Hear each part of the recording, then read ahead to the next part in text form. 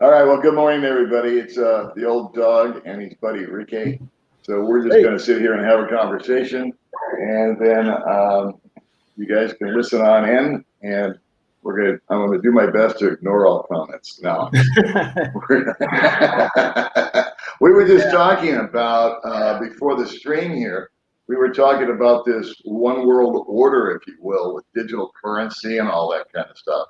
And I was explaining to Ricky that I have a friend out here that lived in China for the last 8 years, and how facial recognition is so big there.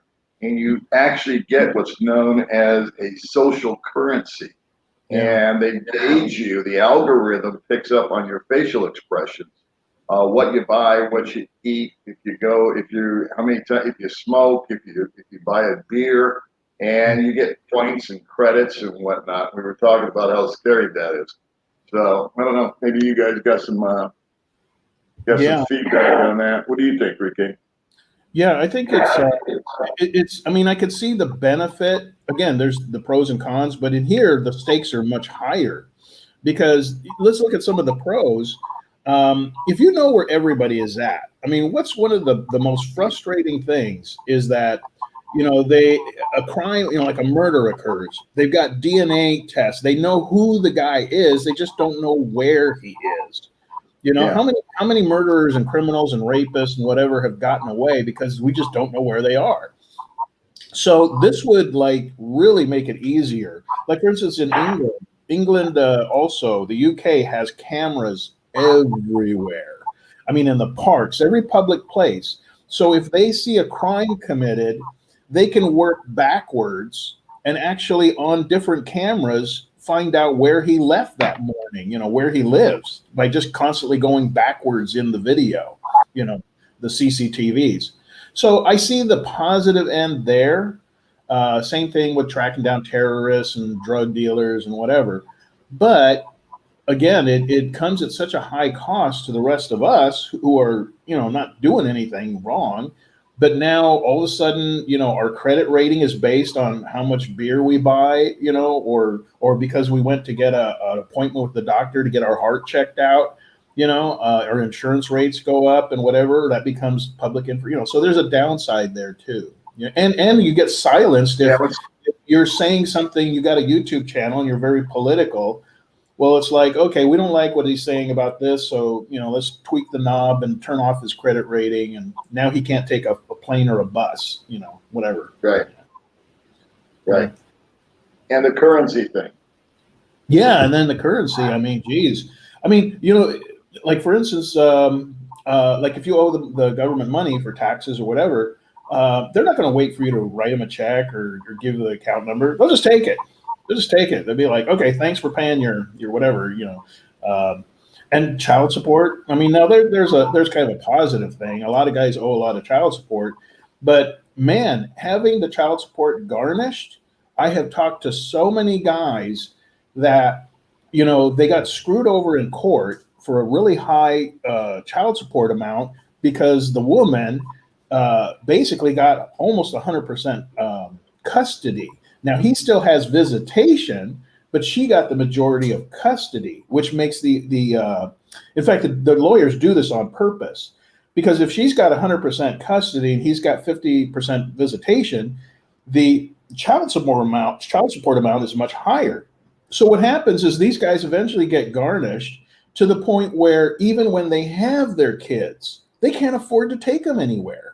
I mean, they can't even take them out for a burger. They're barely getting whatever apartment they can get, So there's a lot of injustice that's going to be forced on people when you got all this control from government entities to just reach into your account and take it.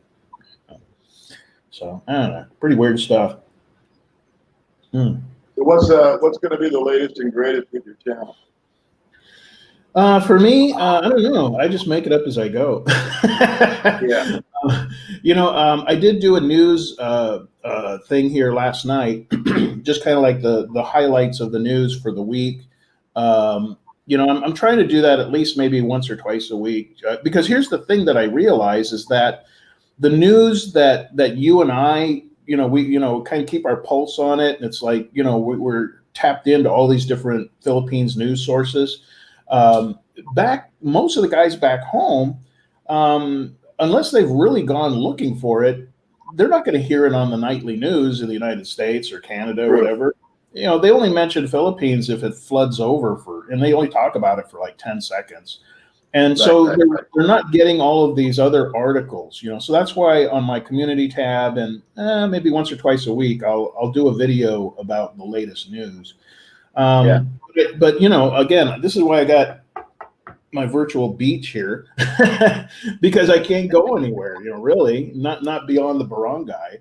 So it's not like before where, you know, now Gio, he's got a lot of, you guys got more freedom to, you know, at least go into town and you know, you can go to the beach and the falls and the resorts. So I'm really envious of you guys for that, but the brownouts, you know, you can keep that.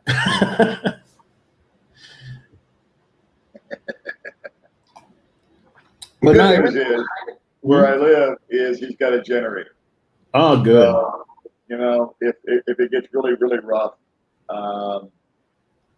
he fires that up, and he fires it up at night so we have light. It's fairly expensive. So he does it like on an all-day brownout. We just live with the all-day brownouts. But I don't mind all-day brownouts, to be honest with you, because we're forewarned. And forewarned is forearmed. And so in May, we just figured, okay, we're going to shower the night before, and we'll get all stuff all squared away. And we'll make plans, and we'll go somewhere, and it's an excuse to go out and spend some money. Yeah. There's my buddy Stacy Clifton. I want to make sure I say hi to Stacy. That's the old soldier. He's a really, really good guy, and he's real supportive with baby May. And I just want to make sure we give him a good shout out. He's a good guy. And here we have craft style and cooking. I was in Tom Tom's, I think yesterday, and I was talking to her boyfriend. And she has a channel. We're doing good. And we were just trading YouTube stories. You know, John from Sense and Style. You know John? Reekay? Yeah. Actually, he and I have met up in California. Yeah. Okay. All right. Well, he was there yesterday, and so we were having a good time, and it was real quick anecdote about John is when he was living about maybe 15 minutes from my mom's place out in Murrieta, you know, in California. And so we met up in California years ago. I mean, it was like 5 years ago. And so we met up there, and he was clean shaven, kind of short hair, you know, and you know, we were just having lunch together. So then skip forward to Philippines, and he had gotten to the Philippines. He was living there in Duma, and I remember I was buying some bamboo furniture, and I turned around, and John starts talking to me, and I don't know it's John because he's got that whole, you know, beard and the long hair and everything. So, but his voice sounded familiar. He's got a very distinctive voice.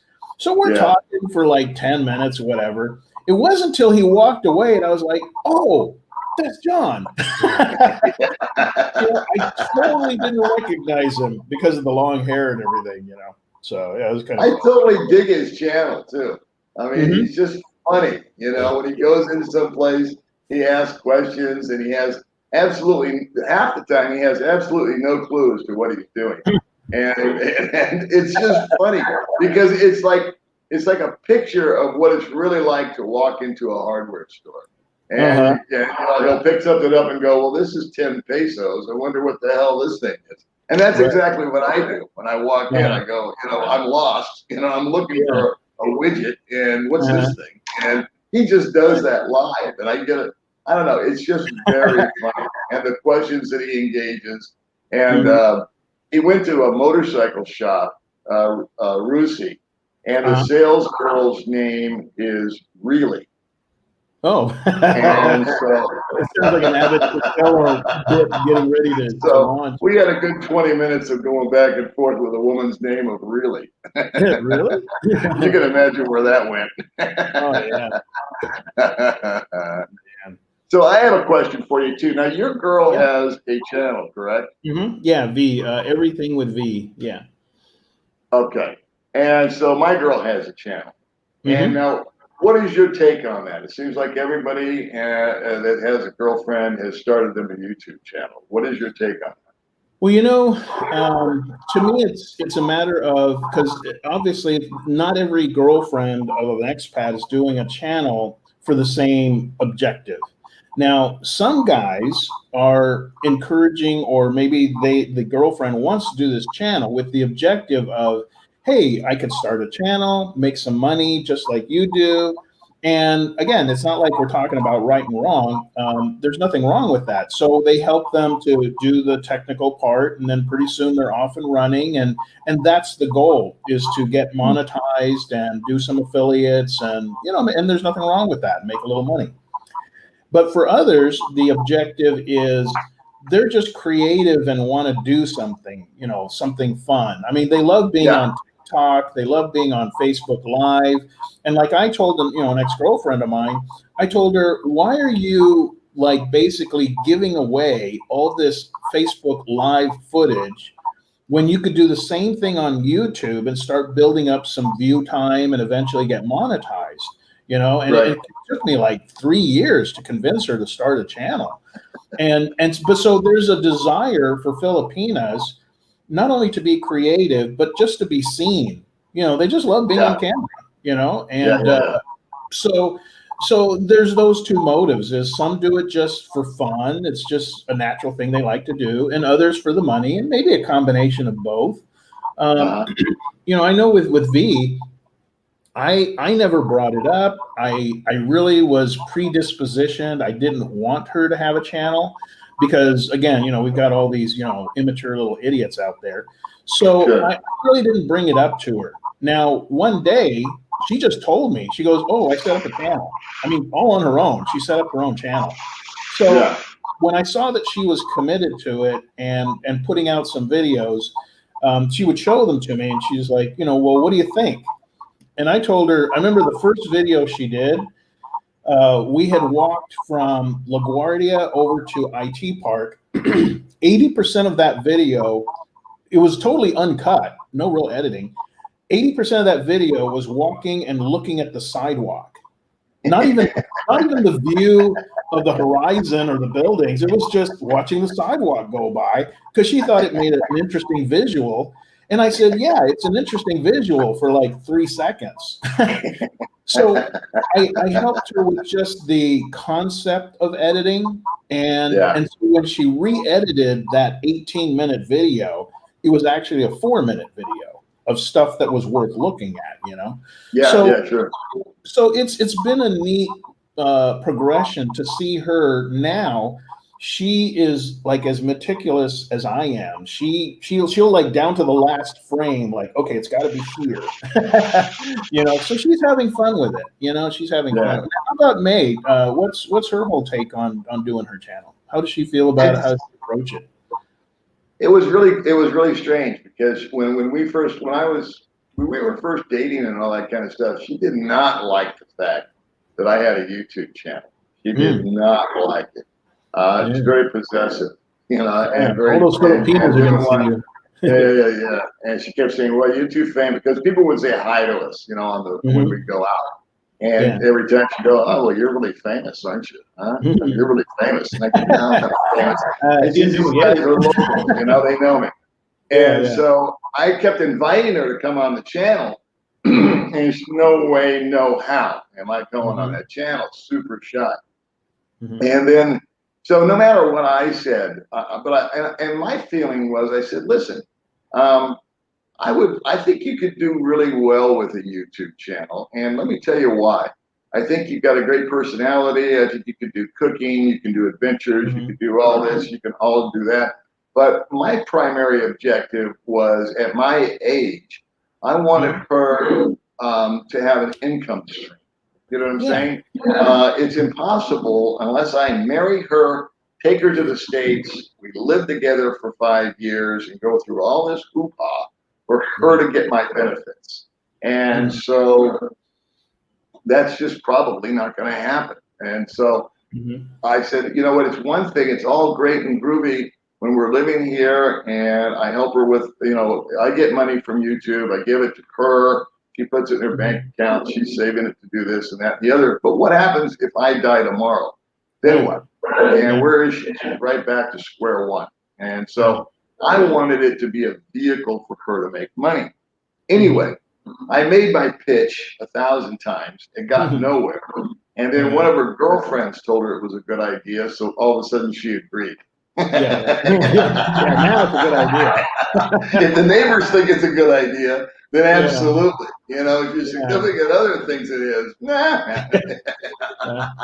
So anyway, that's what we've been doing. And as you know, my channel's under construction. I haven't made a video since 2-3 weeks now. But she's been employing me now on her channel.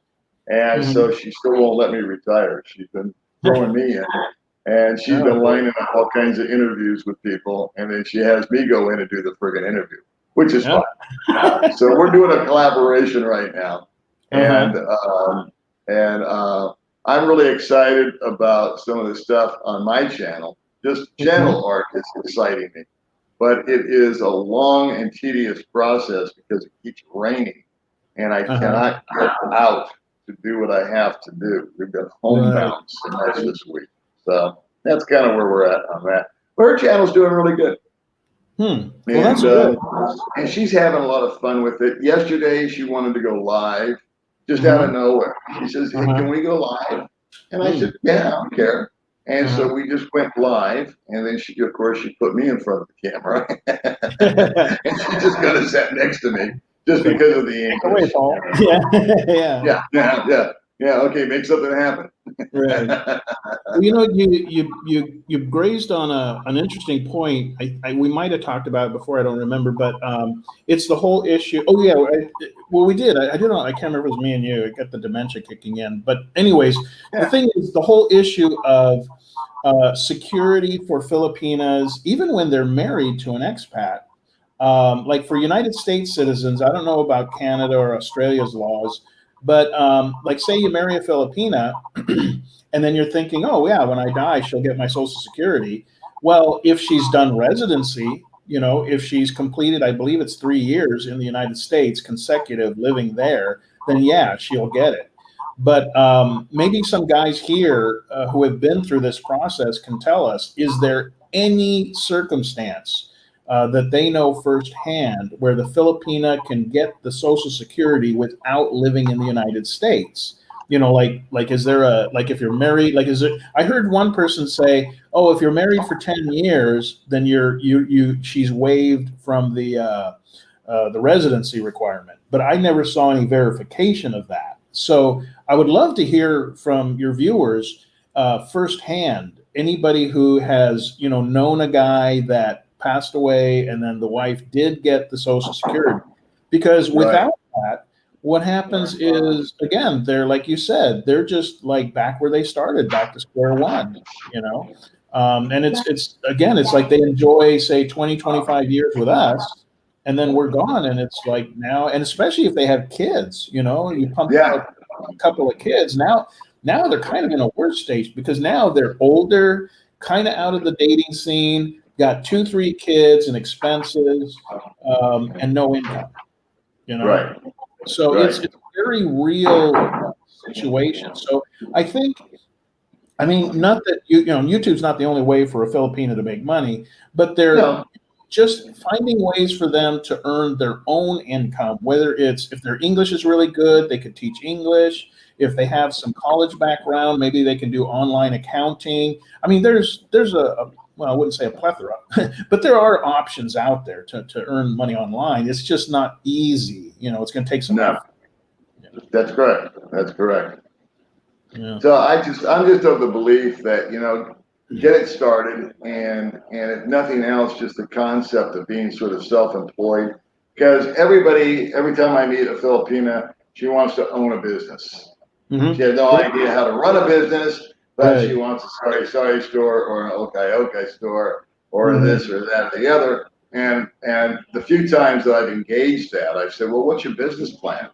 Can I see what your cost of goods are and your overhead and what kind of supply chain you've got set up? Anticipated They don't have income. the faintest idea what I'm talking about. It's about, plan Yeah. your work and work your plan.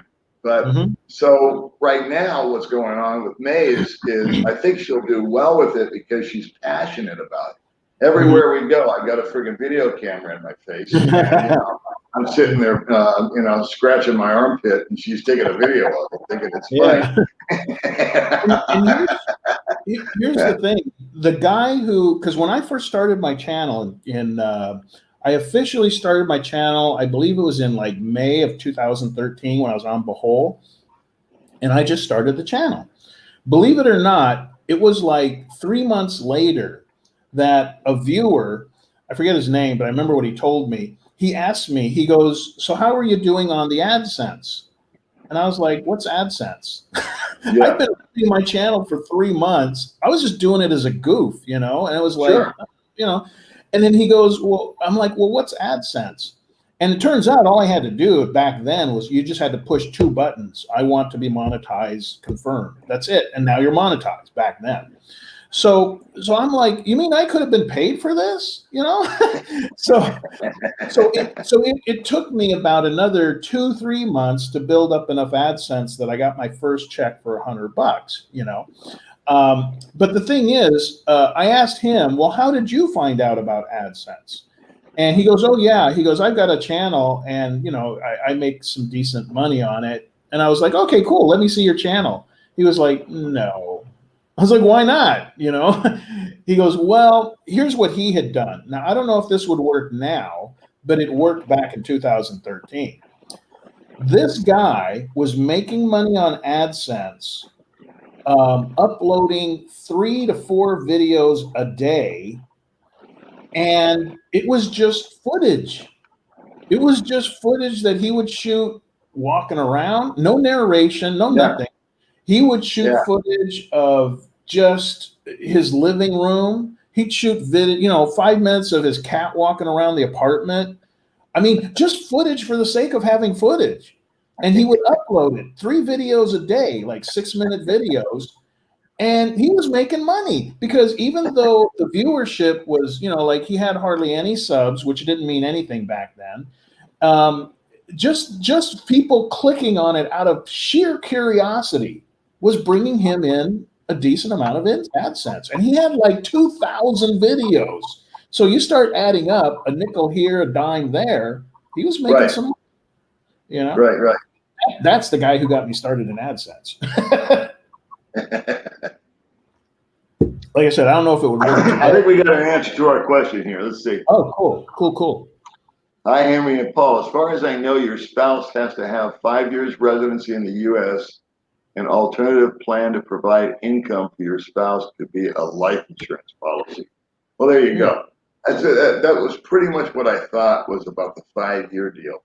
In other words, you can't just come over with a Filipina or anybody from any country, live together for 6 weeks, you die, and she gets your money. It doesn't work that way. They want you together, showing that you're the real deal. It's not the mail order bride. Right. Plus, part of her getting her, because I know I did this with my wife who was from Mexico, part of that residency thing is they get a permanent residency card, which is good for 10 years. And during that time, they can apply for their citizenship after the 3rd year. So she did. She got her, not only did she get her citizenship, but we helped her brother and her mother to get into the U.S. as well. But the thing is, now if they have kids, if you have kids and she never goes to the Philippines, but you have kids together in the Philippines, the kids, as long as you document their birth with the United States, then you die, those kids continue to get survivor benefits automatically. That's correct. I think you got to go through a hoop or two, getting them a social security number is what my understanding. And I had a friend last year pass away, and he was military. He was actually still married in the States, never got divorced, and was living with a woman out here, never got married to her, but had 3 children. And when he passed away, a number of us kind of got involved in helping him sell his business. And another guy helped him with a fellow veteran, got involved with the VA. And long story short, the kids are receiving the benefits. But it was a total cluster because he had no paper trail, he had no information, no passwords, all that. But yeah, you're absolutely correct. The children are automatically entitled to the benefits, as they should be. Yeah, and the coverage, because my very first girlfriend that I came to the Philippines for, she had one son with her American husband, and now the son, he's covered until 18, but if he goes to college, he's covered till he's 21. So he's actually still in college. Actually, I think he's in his first year of college now. But now meanwhile, this is why this had like kind of picked up in my ear, was the fact that when we met, I was living in California, she was living in Cebu, but now it's reversed. Now I'm in Cebu, she's in California right now, because even though he passed away about 4 years ago, now, because she's already got a passport and everything. So now, as a permanent resident, she's going back she's in the United States to fulfill the 5 years. I think she was living on Catalina Island last time I talked to her. And once she fulfills that, she can come back to Cebu and collect on his Social Security. Now, the thing, again, we can ask everybody here, again, I don't know because I've not been through this. From my understanding, which again, I'm not verifying, is she will continue to receive those benefits as long as she remains unmarried. That's my understanding, is if she gets married to someone else, she loses out on the widow's benefits. Maybe somebody here can confirm or, deny that. Yeah, maybe so. But I mean, that's what I had heard, So yeah, it is kind of an issue, Panorama City, California. Oh, I've driven through there. I never really lived there or anything, but I've driven through there, Panorama. That's my childhood home. I lived there till I was 9 years old. I lived on Clearfield Avenue. Oh, wow. I used to live in Fairfield, California. Wow, what serendipitous.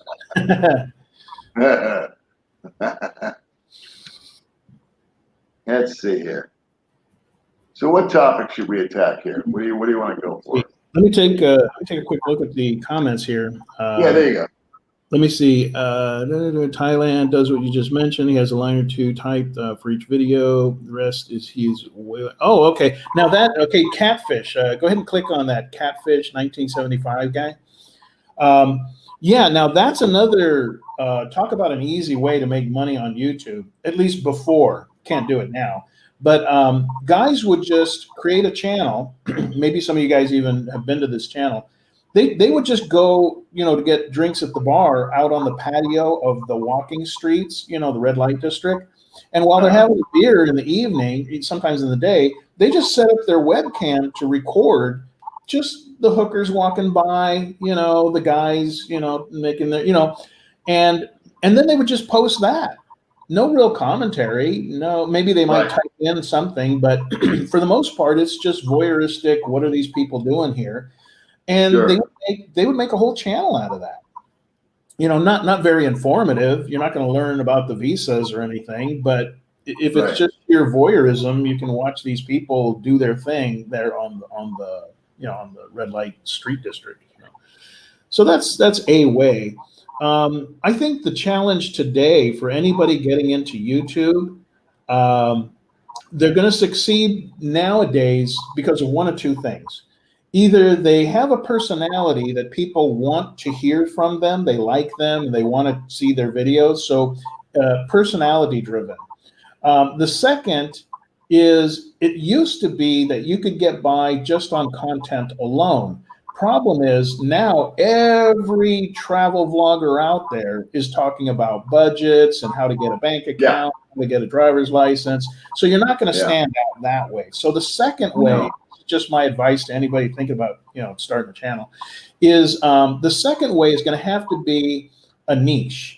And by the way, it drives me insane when people say niche. It's a niche. anyways, is find some particular thing about your channel that nobody else is doing.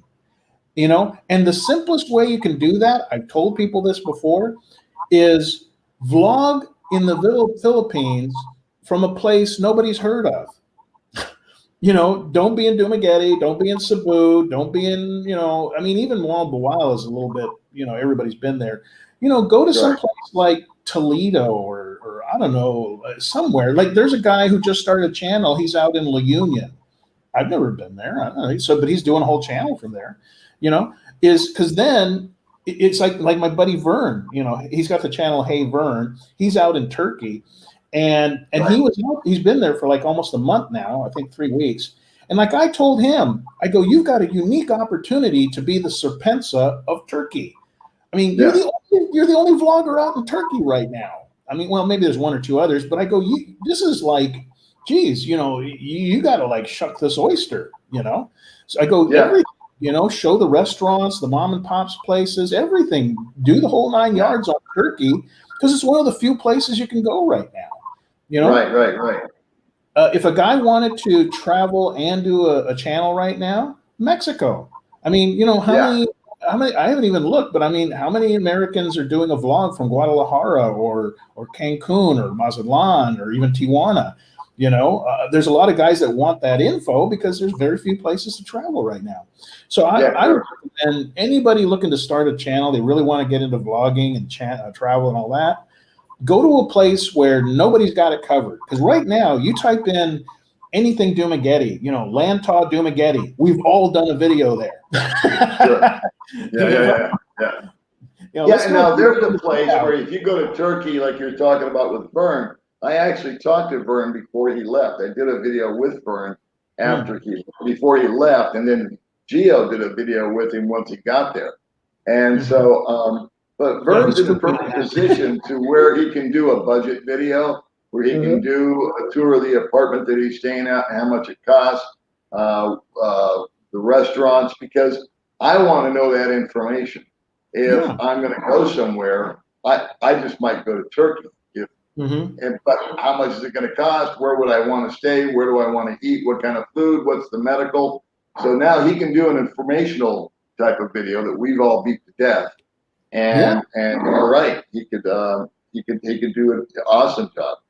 And I think Buddy Tripp is going to start a channel over there in Mexico. I hope he does. That would be cool. And he's been posting food on Facebook, but come on, buddy.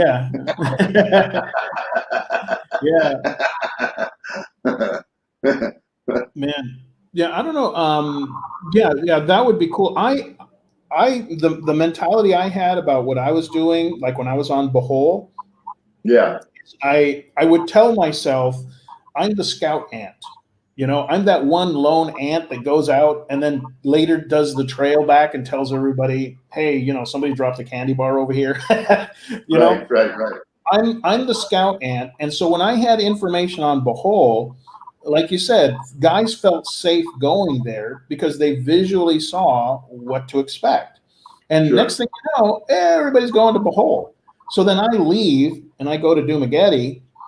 Then same thing. It's like now everybody's going to Dumaguete because now they know what the boardwalk looks like and everything else.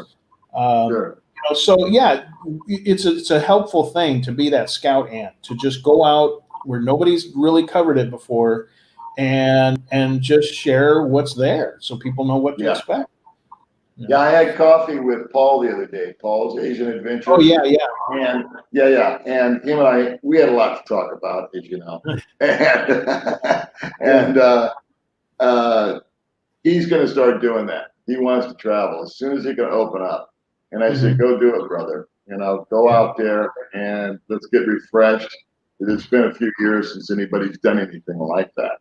And he's going to, like you said, very well said, the scout ant. And go out and check it out and check on prices. Things have changed, Prices, I don't know about Cebu, but here, rentals and everything are really coming down. There's a couple of guys, Paul and Gio both, have had their rent reduced just to keep them in the apartments. They're still building places. And the point I make is that there's the guys that can or have to or want to leave are leaving. And absolutely no one is showing up because they can't get across it. They can't. So what do we got? We got supply and demand. There's a glut right now on apartments. So, you know, that's to me, that's good information. Oh yeah. Now for us, what's going on in Cebu? Is it a similar deal? Is it like guys are bailing out when they can? Oh yeah. And of course nobody's coming in. And are you seeing a reduction, say, in rent or food or no change? The rent has gone down. Like it went down within 2 months of the whole thing starting, like March, April, May. Yeah, by May I could see the rates had gone down. And like I said, we're right here just 2 blocks from Ayala. We're in a nice part of the Cebu Business Park. And you know, we're only paying like $400 a month. Now, if I had really wanted to wheel and deal, but my situation when we moved here, we were lucky to even get into a place because they were rejecting foreigners, you know? Yeah. So I didn't push the wheeling and dealing much. I was like, okay, 400, fine. And it's this area, fantastic. Nowadays, if I was to renegotiate, right now we're already on a new lease, but if I was to renegotiate, geez, we could probably get it down to 350. I mean, for the nice place that we have, that's unheard of. Usually it's 500-600. But like over there, I had a lunch with a guy, Moshi, who I had met in Vietnam, and then he was here in Cebu. Now, he had ridden his bike in from Moal Boal, and he told me that back in March, you know, because he's been in Moal Boal, he said there was, if you've ever been there, it's only 3 blocks. I mean, it's a very tiny little town. And he said there was roughly about 400 and some expats living in Moal Boal back in March.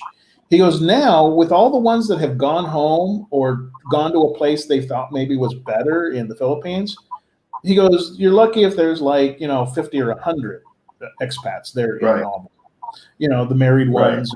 Whatever. So yeah, people are going out, but they're not, you know, they're not coming in.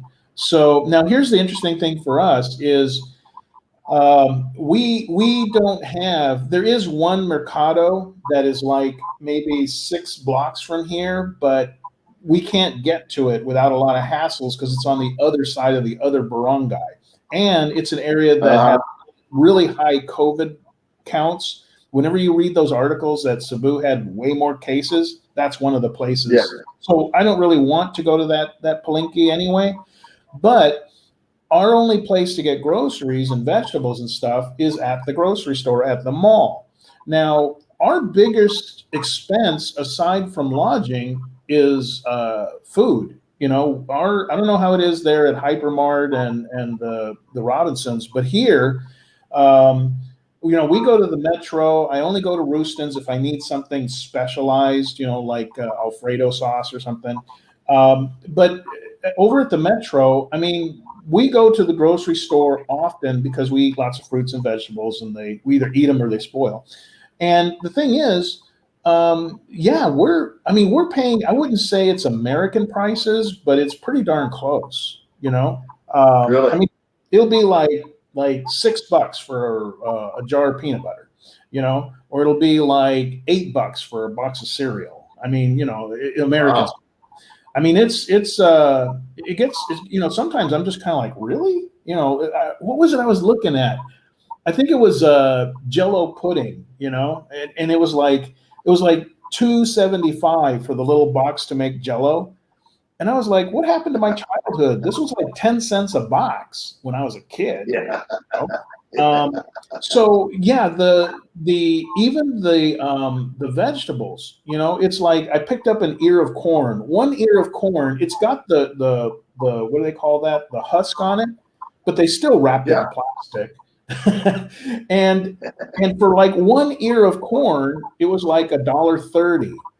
I mean, again, my mom used to buy just big bags of it, you know, for like $1 or $2, you know.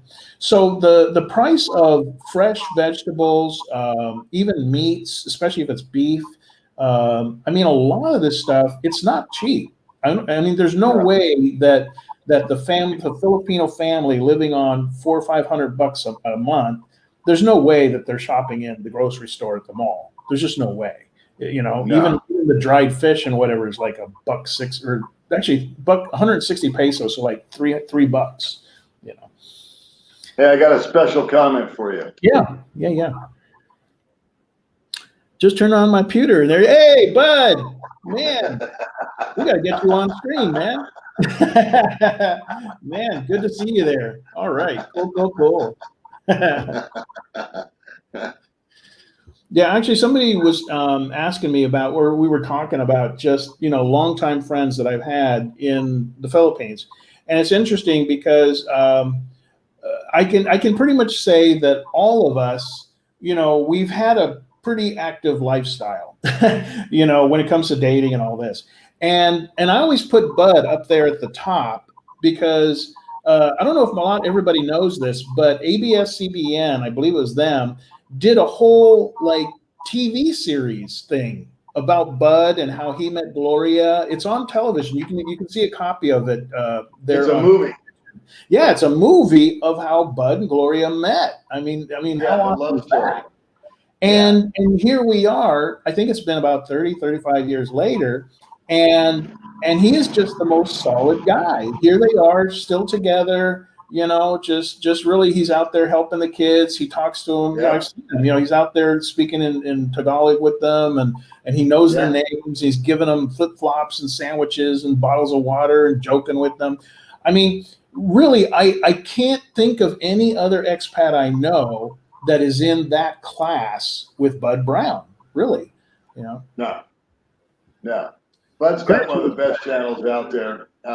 He's the nicest guy. Yeah. And like I said, him and I get together maybe once a month, and we just have the most fun together. And he's been on a live. He's come over here, and we did a live stream together a couple of times. I think once on his channel and once on mine, something like that. But just getting together with him and hanging out and having coffee, you know, there's one thing that I lack out here with the other foreigners is guys that get or appreciate or understand my sense of humor. And so, you know what I mean? Because I'm a little off. But Bud gets it, you know, because Bud's a little off. Yeah. And so when we get together, we just crack up, you know, and that's really hard to find. And I think that that's the key to Bud's longevity, not only in life, but in his general attitude and aptitude, is that his outlook is always so positive. And he finds humor in things, but he's got tremendous compassion for people and very, very humble guy, you know? Oh, yeah. And his wife, Gloria, she loves to break my balls every chance she gets, you know, and we have fun together. And I don't know. It's just, you know, welcome to the party, Bud. Yeah. I like to throw him up on the screen. Yeah, no, it's very rare you meet somebody like Bud, and it gives me just a continued confirmation that I'm on the right track, because you know, I'm, you know, you and I and so many other expats that are close friends, we have those certain things in common. Is we are positive minded. We're really not going to get around to that stage where we grow up. We have a common, you know, sense of humor to get through the tough times and enjoy the good times. You know, we do care about people. So it's like you put all that together, and I think that's a good recipe for, I mean, look at these people that reach 100 and some years old. I mean, they did a study, they tried to narrow it down to diet or genetics or this or that. But the thing that they found, the two things they found that were most prevalent, common denominator with people that lived like over 100, one was a sense of humor, and the other was that they stayed busy. They either stayed busy physically or mentally. Some did Tai Chi, some did crossword puzzles, some were just very socially, you know, active with their grandkids, whatever. But being active and just having that positive sort of sense of humor approach to life, that seemed to have more to do with your overall mental, physical health and longevity than diet. Or, I mean, look at George Burns. Geez, you know, he lived as long as he did. He was smoking cigars and drinking whatever he was drinking, you know. So it's more the positive outlook, you know, and then I Absolutely. saw another article about 3-4 months ago, and it was a study on the other end. Now that study said that people who tend to be have anger issues, resentment, and all this show signs of dementia earlier in life. Those are the guys that mentally just start losing touch with reality. I think it's because their mind is just so burned on these dark fantasies about everybody they know. It eventually affects the mind negatively. And I had there was a guy, he was one of the my grandma had 3 ex-husbands. Well, 2 ex-husbands. The first one, who was my grandpa, he died. You know, he passed away. But the other 2, the one, Simone, that guy, since I was a kid, I avoided that guy. He was just never in a good mood, you know? Now, skip forward to, you know, when I was in my 20s or so, he was like getting into 80s. He mentally lost it. He was deranged. I mean, he would sit there and in the backyard in a chair all by himself, talking and talking and talking. We'd ask him, "Well, what are you doing?" He's like, "Oh, I'm talking to Lala," you know, which is, she'd already passed away years ago. I mean, he was gone, you know. I Yeah. mean, they had to keep an eye on him because otherwise he'd just wander down the street and disappear. And he lived a life of negativity and anger and resentment, and that's where it led him, you know. So Yeah. I appreciate guys like Bud who confirm to me I'm on the right path. You know, that's the way. I agree. That's the way to do life. You know. I agree. I have a philosophy about retirement and men. And so, and I also love old sayings because they always stand true. So sayings like laughter is the best medicine. I Yeah. truly believe that, you know, I really believe it, that it's just laughing is physically good for you. And if you Mhm. can have a good belly laugh, you know, with my father is 96 and my Mhm. dad just, he laughs at, he just loves to laugh at things. Uh-huh. Idle hands are the devil's workshop. That's another Right. old saying. You Yeah. know, so you got nothing to do all day and you get yourself into trouble. But here's Yeah. my outlook on retirement. And I actually did a video, sort of a pseudo on this, was that when I retired, I started living.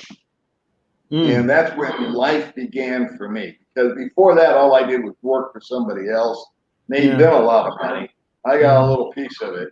And then I just kind of went home, and every day was Groundhog Day. You know, I Mm. just kind of sat at home, watched TV, whether I was married, single, every day was just like the other day.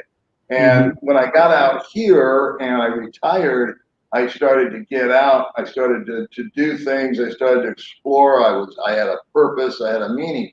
Then there's the guys that when they were working, they were large and in charge, and they Mm. were the boss, and Mhm. their whole identity was attached to their job or their Mhm. position or their title, Yeah. The and they type were A. able to boss everybody around. And when they came in the room, everybody kind of went like this, you know. And Yeah. now they're retired, and they're in their easy chair, and nobody's going like this anymore, Yeah. and nobody notices them, Yeah. and they don't have the outlook of let's go out and have some fun. They Right. still have this outlook of I need to go out and control things. I need to Right. manage people. I need to shout orders, and nobody's listening to them. And there's Yeah. guys that a year later they're dead. Yeah. You know, they retired and it killed them. And then there's Yeah. guys like myself and you and Bud that we've retired and we've decided to embrace the new challenges, Mhm. so get outside the box a little bit, if you Yeah. will, and give it a shot, give it a try. Yeah. And when things go wrong, I like to laugh at myself. On Mhm. my little channel, I always told stories where Uh-huh. I don't give advice, I don't feel qualified to, but Mhm. I tell stories and I can't wait to tell about my failures. Because I Uh-huh. always end up laughing at myself about, Yeah. because if you look back, you know, if you think about camping, for Mhm. example, you say if you want to get your family to get bonded and really get together, take Mhm. your kids camping. Because Uh-huh. here's what happens is the dad like me that's a klutz will get the wife that's complaining the whole time and the two kids that don't really want to go anyway, and I'll make them all go camping with me. And we'll try to set up the tent, and that'll fall down. And then, the rain comes, and dinner got washed away, and everything that you just thought was going to be a fun family outing turns into this massive nuclear meltdown. And so you can't wait to get into the old station wagon and head back into the barn and get home again. But so you had this horrible time camping. But you know what happens is as the years grow on and the family gets together, you go, hey, Dad, remember that time we went camping? And everybody starts cracking up laughing. You know, so that is the way I portray the failures here in the Philippines. Is when it's happening, it ain't fun. You know what I mean? But 2 days later, when I look back on it, I just see the comedy behind it. You know, so and I like to portray that, and I think that we all do that, and Bud does that. Yeah, and there's a saying that the only thing better than learning from your mistakes is to learn from someone else's mistakes. You know, and so sharing those kind of difficulties and failures and whatever. You know, a lot of why I will share certain parts of my life is because, okay, I learned something from it. How much better if 50, 100, 200 other guys could learn that lesson without having to make the mistake that I made, you know? Exactly. So yeah, it's thinking in terms of giving, you know, helping other people is another part of that. Oh, Tom's here. Hey, Tom from South Korea. What was that 3 weeks left? Oh man, already? Jeez, maybe Taipei. I've never been to Taipei. Talked to a few. They said they liked it. So, yeah, Taipei. That should be interesting. Or go to Turkey. My friend is in Albania, and he's not having a good time. Let's see. I'm looking here at the comments here. Let's see. Oh, here's kind of a funny one. Uniquely Extra talks about, if your parents didn't have kids, likely you won't either.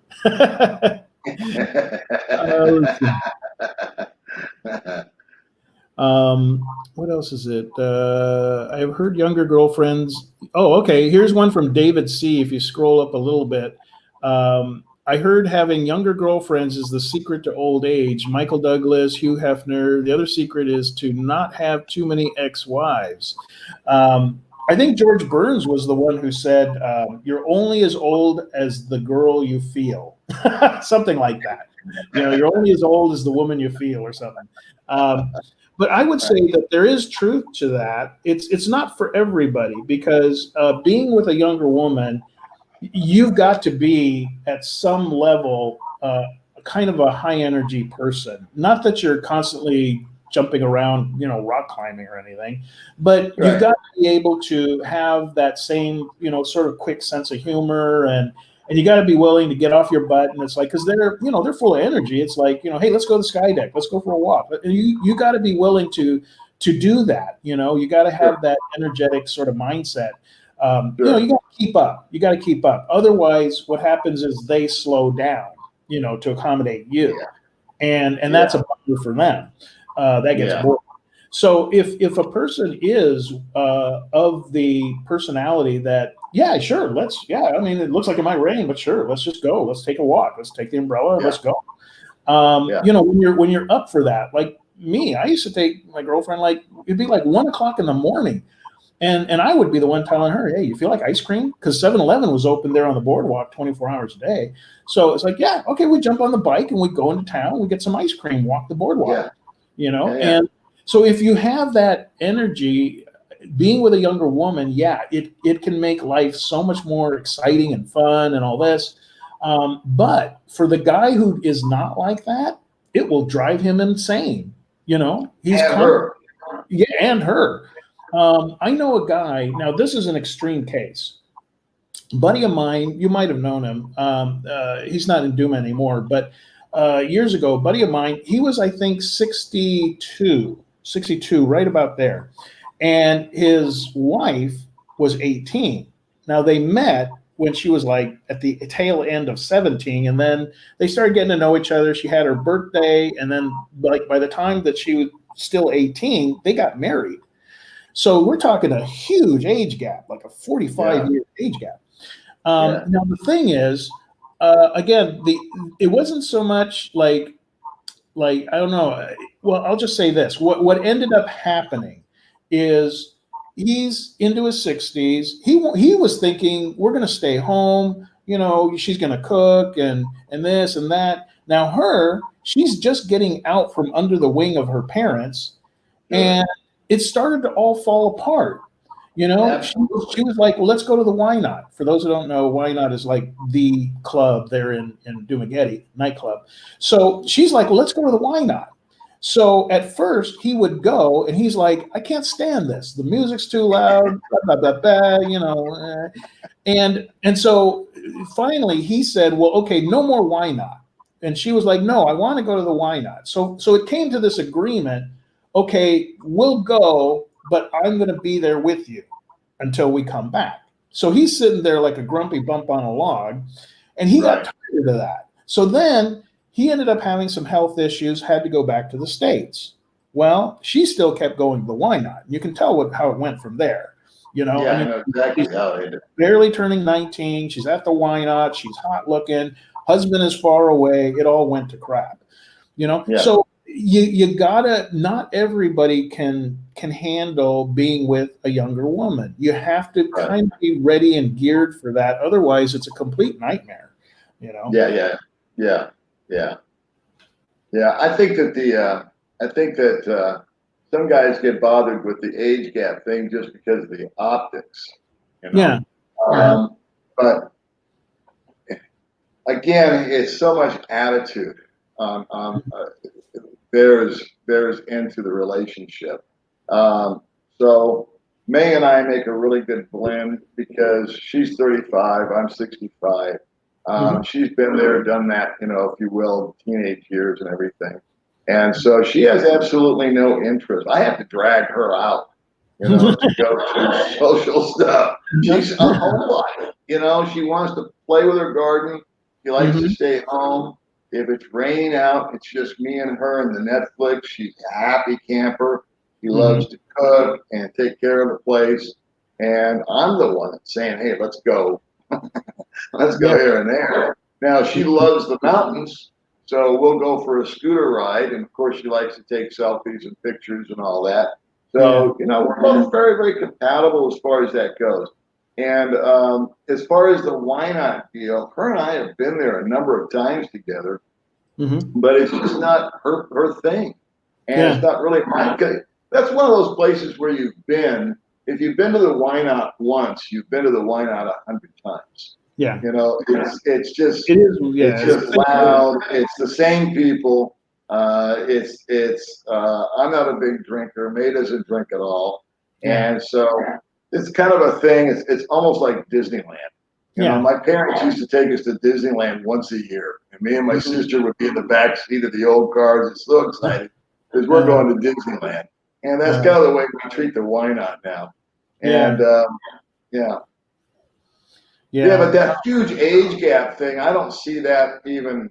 I can't even fathom that because you've got a 18, 19-year-old girl who's a woman that's gonna want to get out and do life, and then you've got a guy that's nearing the end of his life who just wants to stay home and be comfortable, and that's just not a good mix. And now, I've met guys out here that are older than me. And it doesn't take much to say people are in better shape than me.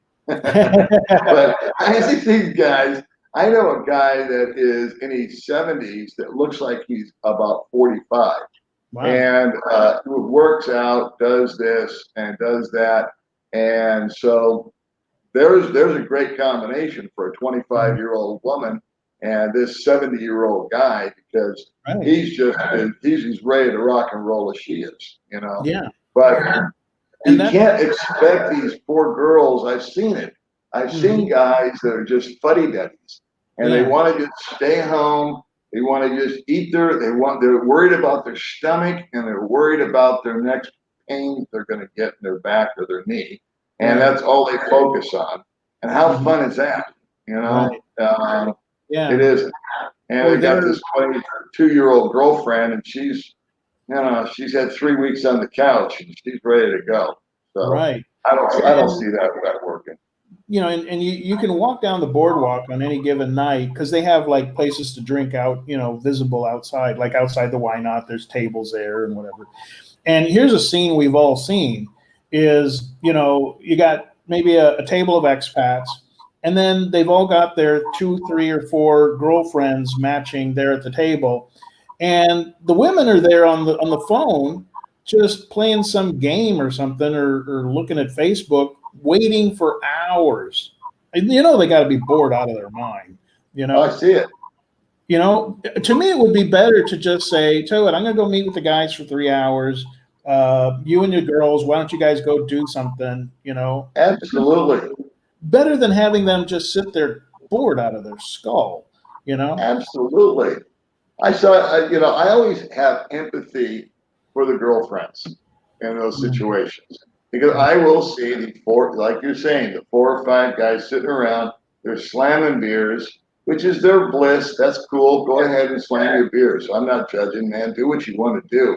But there's the dutiful girlfriend just sort of sitting in a chair, just biding time, listening to some foreign language she doesn't understand.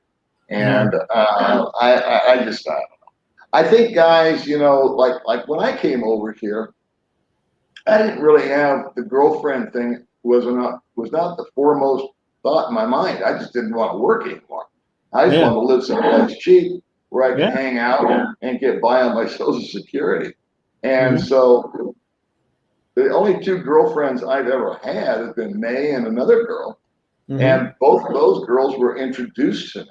I didn't go out looking for it. It just, you know, they were introduced. I don't have that personality of walking up and meeting somebody and all that. And again, it just hasn't never been a big priority.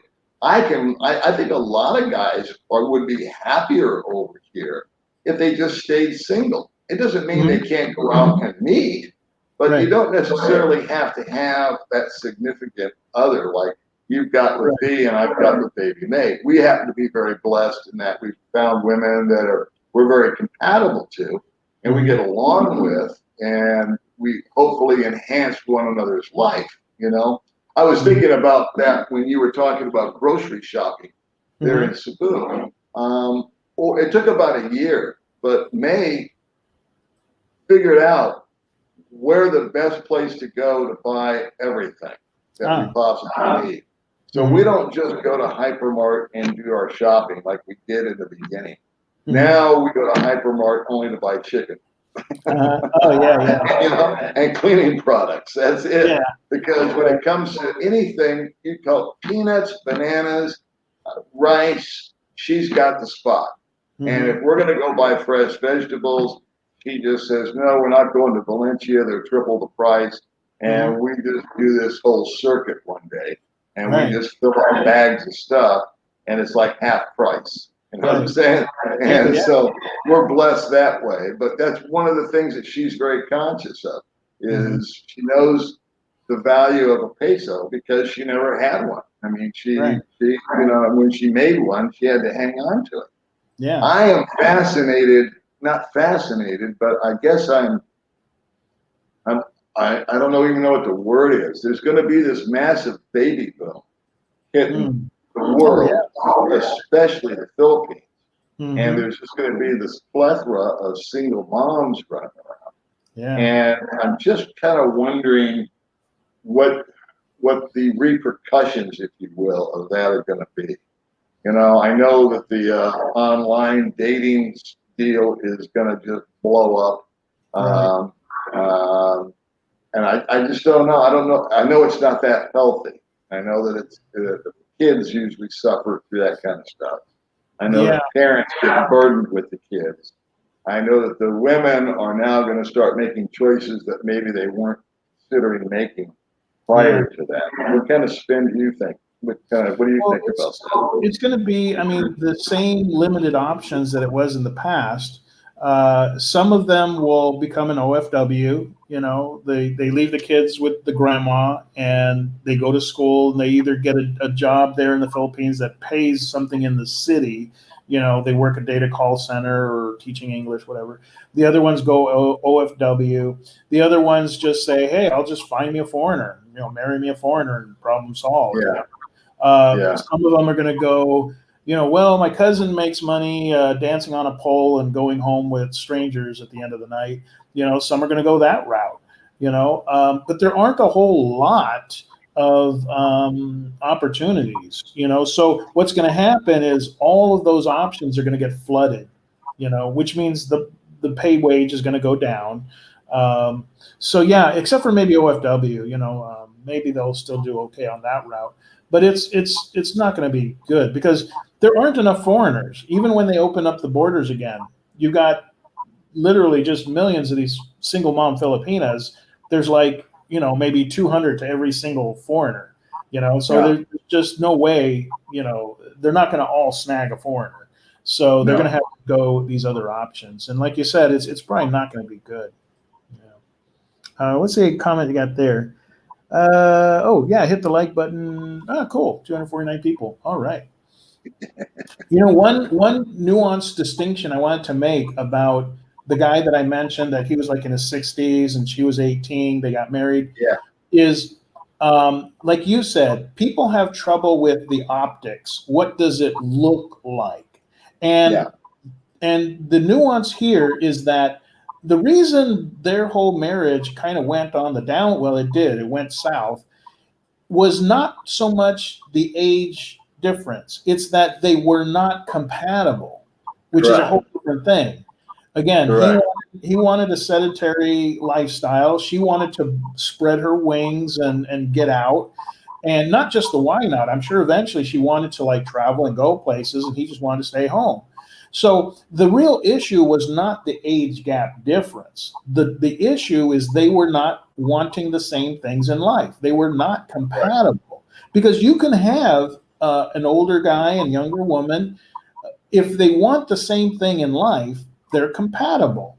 And the optics really are just they're just non-relevant. I've told this story before. Like, I went to California, and my cousin, who's only like 3 years older than me, my cousin, while I was in California, he goes, "Hey, can you go with me to Los Angeles with me and my wife? Because I got to pick up my car and, whole big deal there." And I was like, "Sure, I got all day." So the three of us rode, and then the deal was his license was suspended, so he couldn't drive the car back. So I was going along to get his car and then drive it back from LA. So we're in LA, waiting to get his car, and the three of us. So I checked my phone, and my girlfriend back then was Risa, who was 22, just gorgeous, beautiful, and so I checked my phone, and she sent me a picture, just a regular picture of her out at the park or something, and my cousin saw it. Now this is where everything happened. Is my cousin sees the picture I'm looking at? He's like, "Who is that?" I go, and I showed him, I said, and his wife is sitting now his wife is only like 2 years difference in age from him. So they're both like 50, actually 58 or so at the time, or maybe 57. So I show him the picture. And so my cousin says like, "Oh, wow, she's a knockout." And his wife makes that scrunchy face, and gets all torqued. And she's trying to be nice because she is a good Christian woman, but she's trying to be nice. And then she goes, "Well, oh my gosh, geez, you don't think she's like young enough to be your daughter?" And I said, "Well, how much age difference is there between you and my cousin?" She goes, "Oh, 3 years, only 3 years." I go, "So you two could be brother and sister." And then she just shut up. So optics are not everything, it's more about compatibility. Yeah. We talked about this before. People have problems with just the optics of being tall and short. Absolutely. Yeah.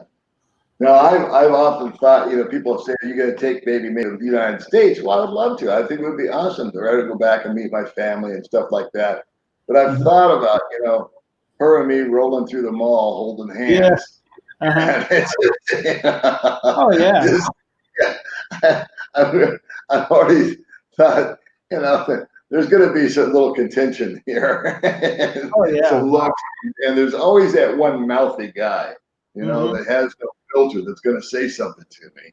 Yeah. And as soon as that happens, my filter comes off, and I just stand my ground. I have to go harder on him than he just went on me. So I'm already envisioning this mall fight. Yeah. Yeah. Yeah, it's like, here, get a little closer so I can knock you the fuck out. So yeah, Yeah. going Is back, that my daughter? No. Is that your mother? right? Yeah, yeah. Stuff like that. Well, that's the thing is in the Philippines, again, they're not concerned with the optics. It's seen every day. It's an everyday thing. It's like, oh yeah, that's. In fact, it seems strange. In fact, like talk about optics. Okay, here's one area where I'm a little guilty of this. I don't know how accurate it is, but when I'm walking around the mall and I see an older expat walking around with a younger Filipino guy, I'm thinking, okay, either that's the brother-in-law who's helping him with a construction project and they're out to buy supplies, or he's gay.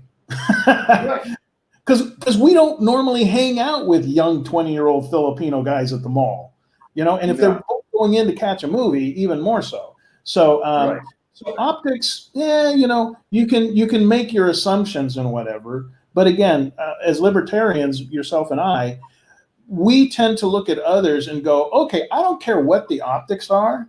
They're not bugging me. It's no skin off my back. If these two want to be lesbians or whatever, then whatever, that's their deal. Again, it's nothing out of my pocket. It's not infringing on my home lifestyle.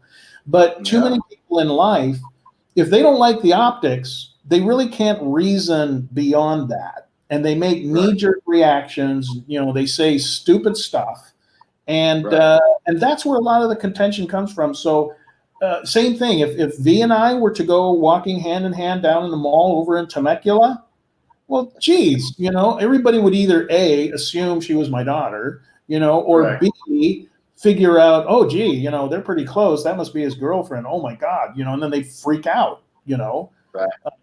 So yeah, it's. Again, your mind gets a little bit more broadened when you travel, because again, here in the Philippines, it's not a big deal. It's just not. The big deal is this guy seem to be treating her right? Because Filipinos have an idea. It's not a big deal. In many parts of the world, it's not a big deal. I mean, forget about the Philippines for a moment. Look at Europe. I mean, European history for hundreds of years, even whether you're talking the peasants or the nobility, they were marrying somebody 15 years old. I mean, that was like, even in the Old West, geez, a guy had to get a trade and build up a little money to buy some land. He didn't do that till he was like 20, maybe 25 years old. And then he'd go marry some 14-year-old. My grandma was 14 years old when she got married, but it's a whole different world now as far as, United States. They've kind of, tweaked it all. It's like, okay, you're magically an adult at 18 and whatever, but then they freak out. They freak out with this age gap thing. So let's see, checking out. We got going on here. Yeah, so I don't know. You just have all the best you can do is really do what you're going to do, probably in the best place to do it.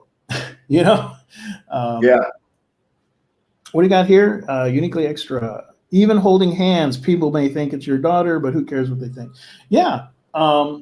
Again, people are going to think what they're going to think.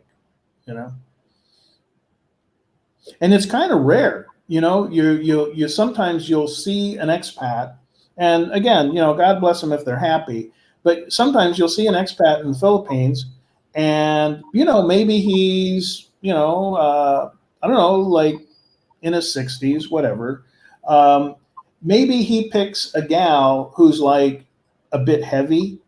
It's like, okay, just because I'm not attracted to heavy women, well, if he's happy with that if they're happy, well, who cares? I mean, it's not like I'm gonna, like I feel like, geez, he stole a girl that I would like or something. But Right. it's just like, okay, well, if she's like kind of on the heavy side, if they love each other and everything, well, that's all that really matters. It's not a contest. It's not like, every guy's got to have the prettiest girl on his arm or something. Who cares if you find a really pretty girl and you can't trust her for nothing, So let's take a Let's look see. here Do at we the. toss a hater up or no? I don't know. That's up to you. Your show. Let's see. Okay, let's go with this.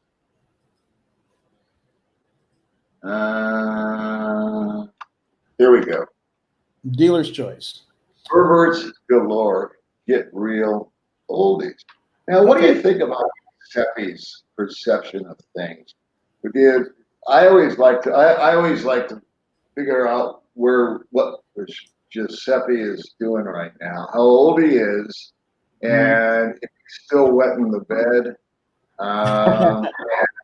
Did he just yell at his mom to make another peanut butter and jelly sandwich, and to remember to cut off the crust because that's the only way he likes it, I would say there's two large motives why because think about it. Why would any guy have a motive to hold it against another guy for having a hot, beautiful young woman? Okay, there's only a couple of options here. One option is he would like to be doing the same thing, but he can't because he's not here in the Philippines. And he knows he will never have the money to live here. He's, whatever. He's just not going to be able to pull it off. So it's an envy thing of how come he gets to have a hot young girlfriend? I don't, so I'm going to hate it. So you got that motive. The other motive is the young guy. The young guy who is like, hey, you're encroaching on my territory. The young girls are for the young guys.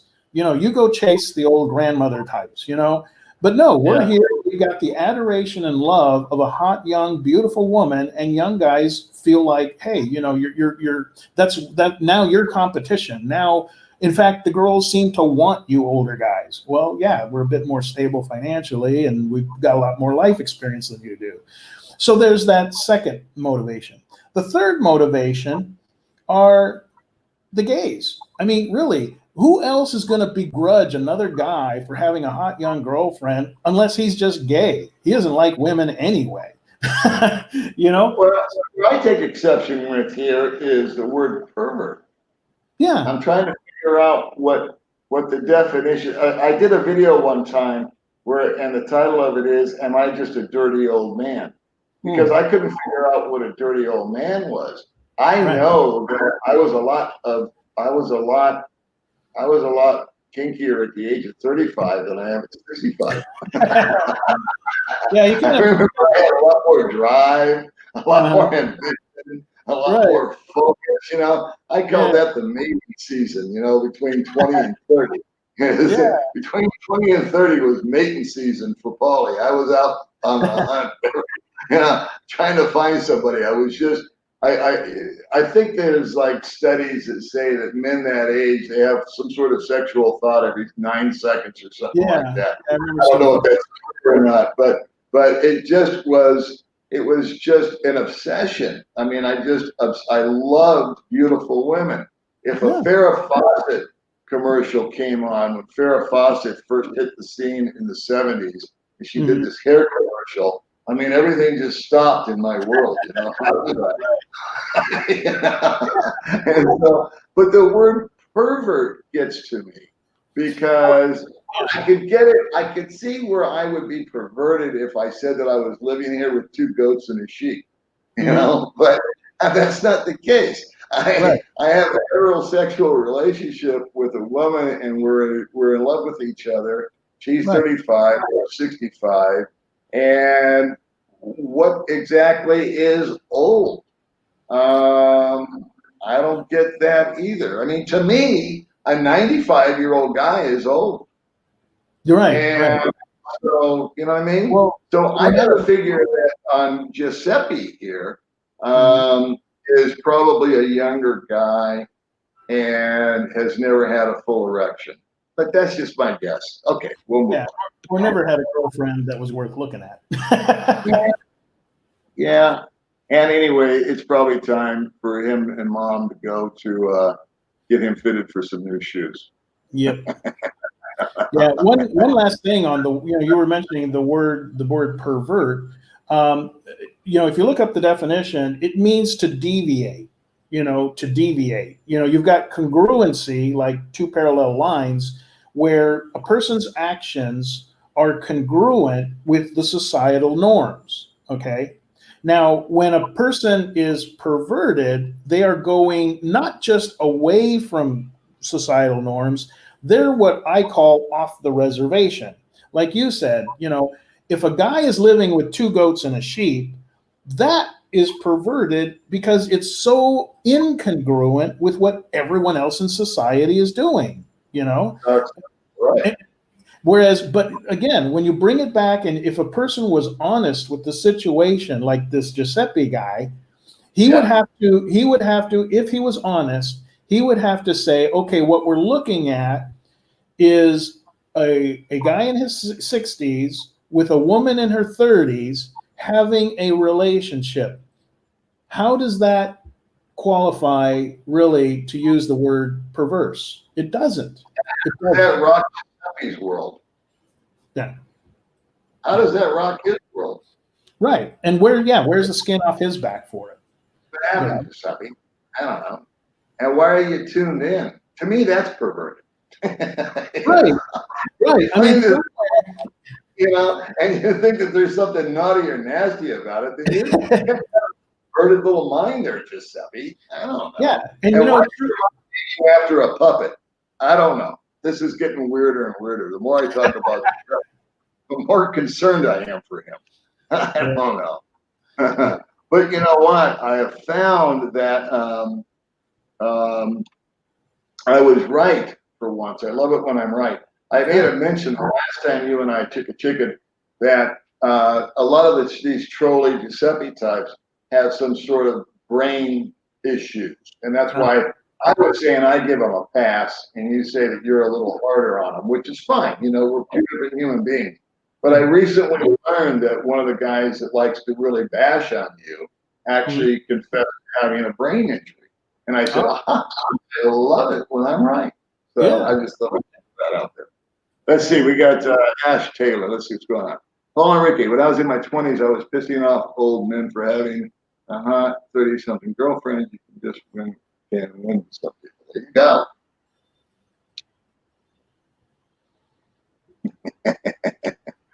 Okay. Let's see. A lot of bad wiring. That's another thing, is bad wiring. Guys who would normally just get knocked out every day for being such an a-hole back home come to the Philippines, where Filipino people are very non-confrontational. They're very accommodating to us. And then all of a sudden, these guys think they're these huge big shots that they can just tell everybody, how it's supposed to be. Again, they started off with bad wiring. They are not able to be truly socially functional with a woman in a healthy way. And so I see their comments, and you can just tell. I'm sure you've gotten these comments, and these guys, they'll say things like, well, all women just want money, So, it's like, well, okay, all the women you've interacted with want money, and every time, we're talking about guys who probably haven't had an interaction with a woman unless he paid for it. He doesn't know what it's like. He can't even believe that a woman would be intimate with him and no money's involved. He can't even fathom that. So when he sees us with a beautiful young Filipina, his first thought is, oh, well, it's because of the money. It's because of the money. No, people actually do fall in love. People do actually have real relationships. Maybe you've never experienced that, but we have, and that's the big disconnect that I keep saying over and over with these guys. I like to start my day off without the news. I like to start my day off, if I'm going to watch anything, I like to watch stand-up comedy. And Dave Chappelle, who he is, Yeah. I Okay, saw well, this Dave thing on Chappelle Netflix. is a bit about why men earn money. And the Mm. reason men earn money is so they can buy a big ass car. And it says men don't really like the big ass car, but the Mm. women do. Yep. So that's why men buy them so they can get the woman into the front seat with them. Right. And it's the same in America. The number one question, they did a survey on women and dating in America. It's not about age or any of that kind of stuff. But what's one of the most important things to you about a significant other?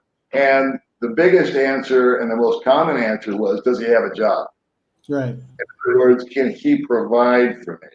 Can Yeah, he that's reasonable.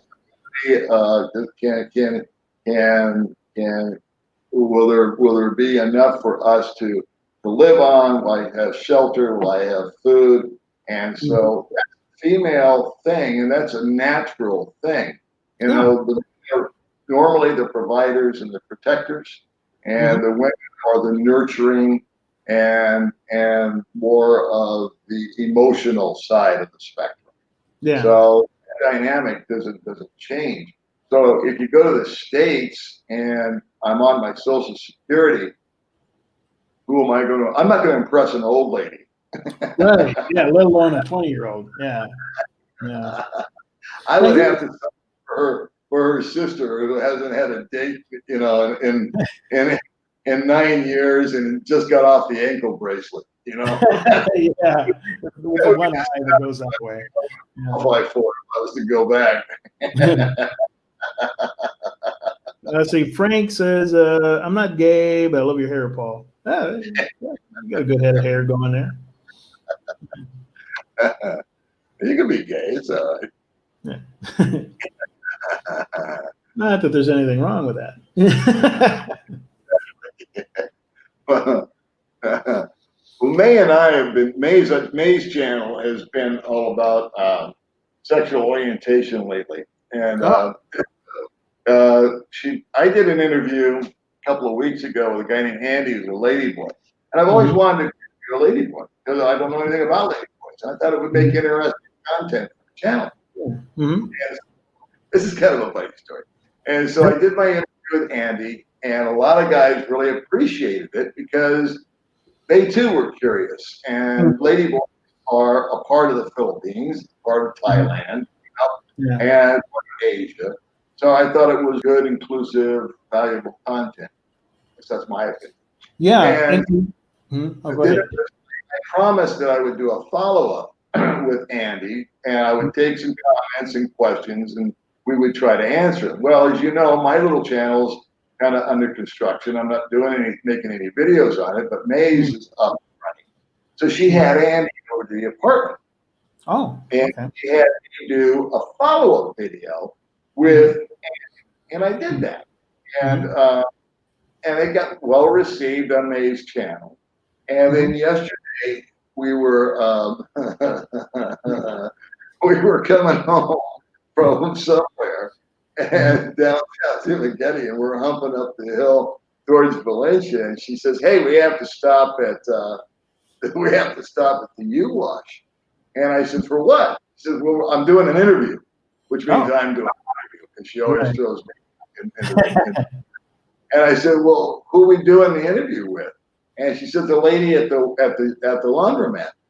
I said, "Well, why are we doing that?" She says, "Well, she's a lesbian." Oh. Uh-huh. Why not? Yeah, as long as we're here. Yeah. On a sexual role here. Right. Right. Yeah. That was the thing, and we talked about this before. It's just how in the Philippines, Look um, at this. for being a supposedly conservative Catholic country, there's far more openness about bisexuals, lesbians, gays, transgenders. They're far more open about it in the Philippines than you ever see, even in supposed liberal California. Like I said, I can't think of a time in California that I went to go buy a hamburger and it's a ladyboy transgender behind the counter. You just don't really see it unless you're in like downtown San Diego or parts of like, San Francisco, something like that. But just mainstream. Now here, mainstream everywhere. Yeah, you'll see transgenders and lesbians and what. I've gone like they're in Dumageddon. I mean, I would see these girls. Now we all know straight Filipinas, they'll hold hands in the mall. It's a sister type thing. They'll hold hands when they cross the street or whatever. There's nothing gay about it. But then there's other Filipinas that I saw who were like 16, 17, and they're practically making out in the table or the booth next to us, or in the movie theater. And I was surprised. It's like, geez, they haven't even really started dating yet. They've already decided they're going to be a lesbian, So, but it's far more, again, back to traveling and kind of opening up your awareness. You come to the Philippines, you're going to run into gays, lesbians, bisexuals, transgenders. You're going to run into it all. You're just going to, you get hooked up with a Filipina, maybe her brother, her cousin, or her classmate is whatever, it's just part of life. What I found interesting throughout that process, what I learned from it, what I gleaned out of it was, and I asked, and in fact, we had another lady boy on, I forgot about it. But anyway, so we've been to 2 lady boys and 1 lesbian, and all the parents were very accepting of it.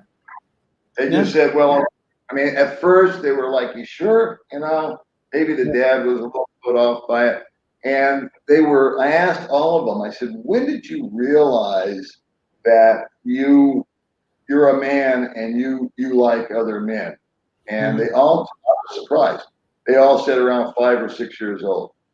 Oh, wow. And I would have thought puberty, because I would have thought when I became interested in the opposite sex, right, is when testosterone and all that, and girls no longer had cooties, but now girls were pretty, and I was confused, but I liked them.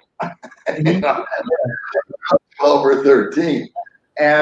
But it made perfect sense, because at the age of 5 or 6 is when you really start to it's kindergarten time, you start getting social with other people. And they didn't, the guys that I talked to, the lady boys, they wanted nothing to do with playing Army or playing baseball.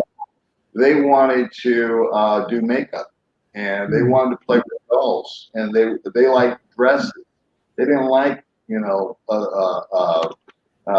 wearing like typical boy to man type typical boy thing. And so they didn't like boys. They liked girls at a young age because they could relate with them. And I just found that very interesting. And they said that they got bullied a lot by other kids, but that's atypical, because kids are kids, and kids are, in school. If you're short, or if you got, they have no filter. So if there's a kid that maybe has, unfortunately, like a birth defect or something like that, they tend to get teased and taunted. So that didn't shock me. But I was shocked by the level of acceptance that the families had, and how, and I guess that's just across the society itself. So I found that to be interesting. Yeah, it's an interesting thing. And again, for people like us that are very just sort of accepting of what other people do, so long as it doesn't infringe on our space, no big deal. But for guys who, like, for instance, that are just completely homophobic, I mean, they're going to have a hard time if again, they go to their wife's birthday thing and the cousin is, a transgender sitting next to them, like shucking and jiving with them. They're going to be pretty uncomfortable.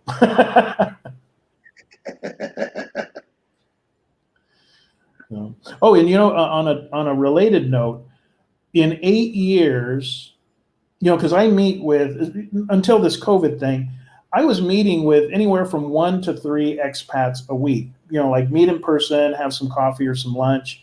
They would just send me a message, hey, I'm going to be in Cebu, whatever, let's meet up. So over 8 years of meeting with expats, I would say maybe 10 times out of those hundreds of times, maybe 10 at the most, a dozen times, an expat says, and this was even recently, an expat says, hey, let's meet up for lunch, whatever. I'm like, yeah, cool. So we get to the mall, and then they've brought their ladyboy girlfriend with them, and the first time that happened, I never really expected that, that some expat was going to have a ladyboy like girlfriend, like they travel together.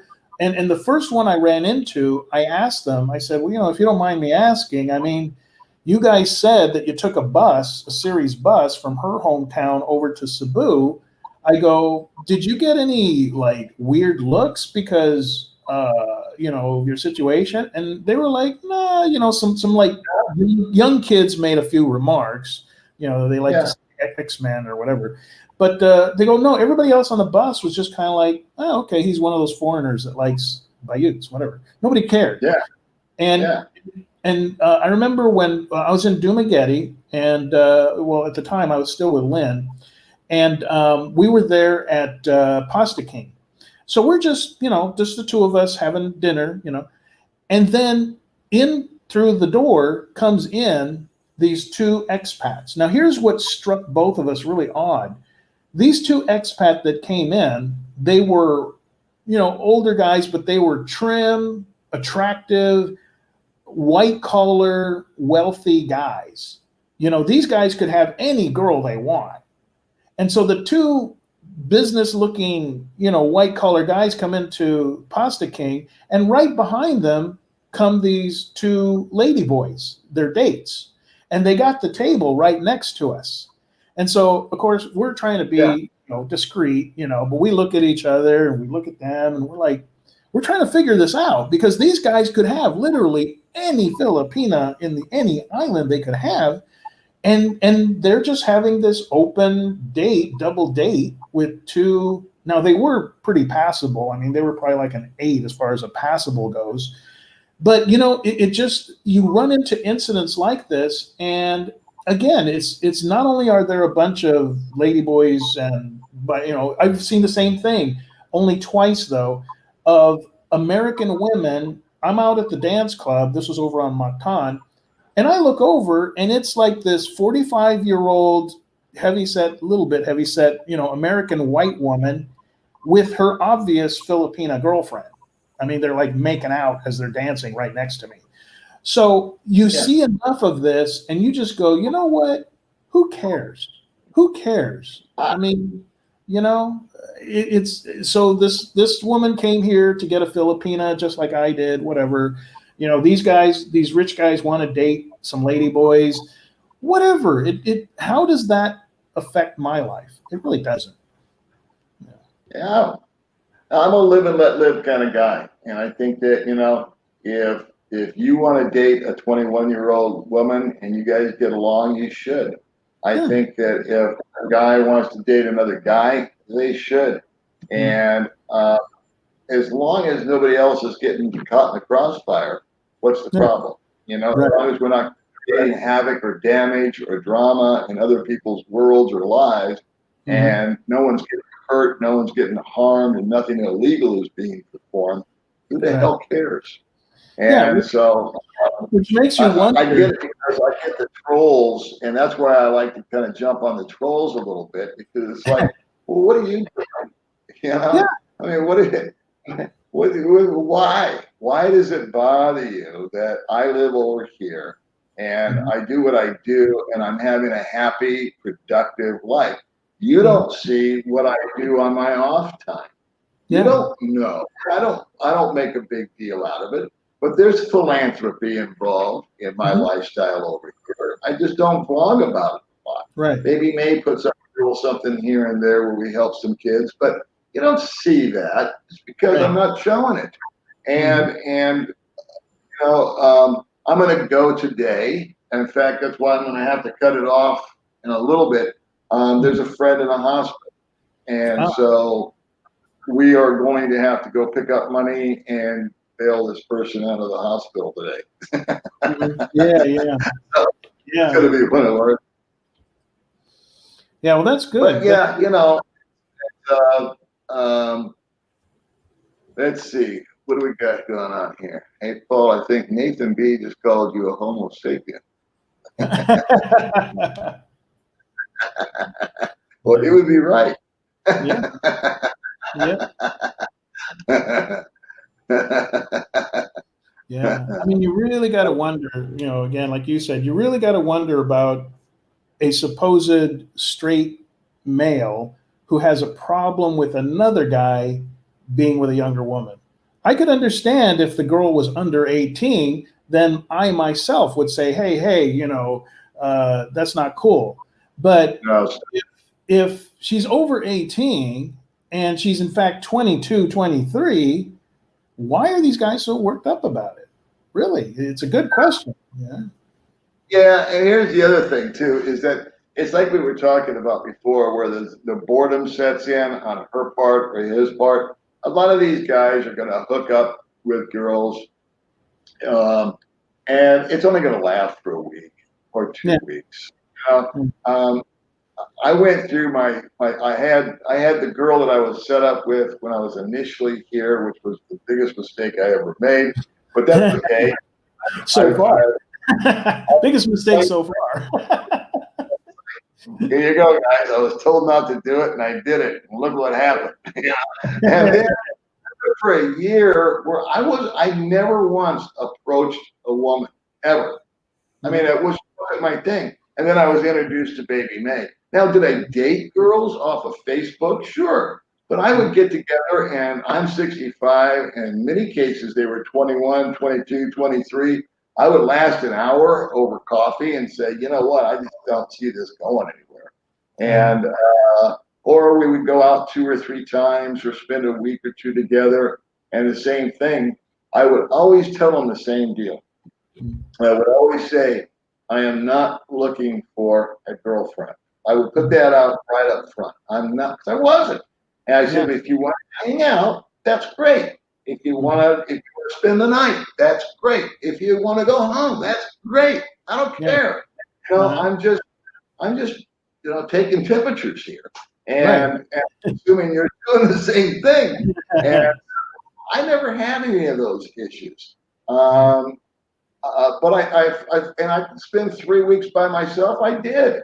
And then if somebody came on my radar, usually on the Facebook thing, we'd meet, and either it worked or it didn't.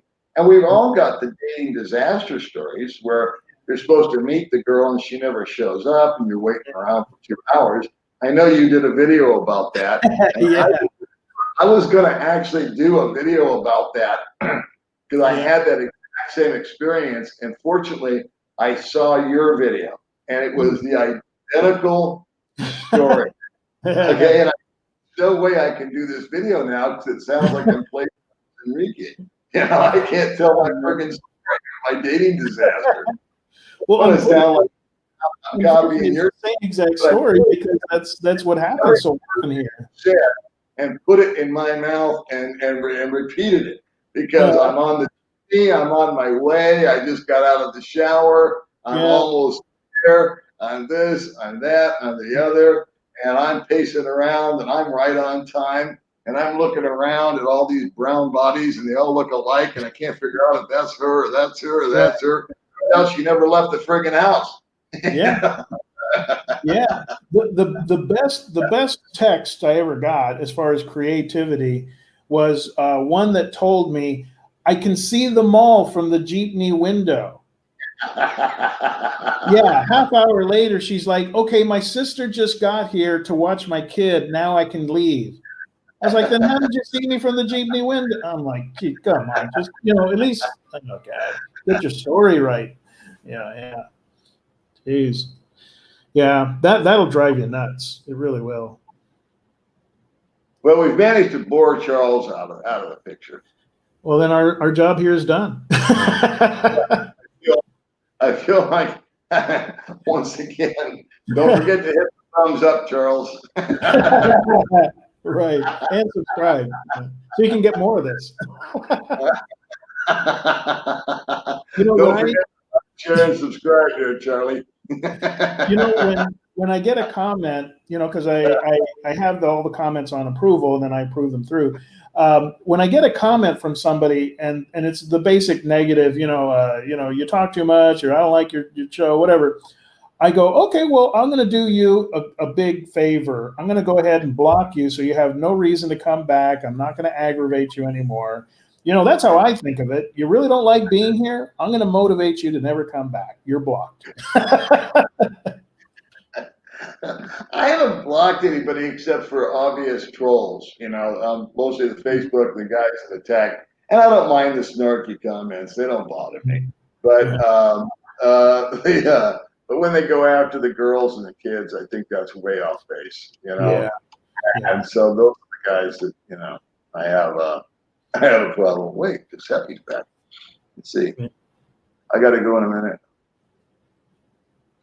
Here's another clever one. Oh, what is this? Let's see. It only lasts as long as your pension lasts. Well, that's good because my pension lasts until I take it to the grave.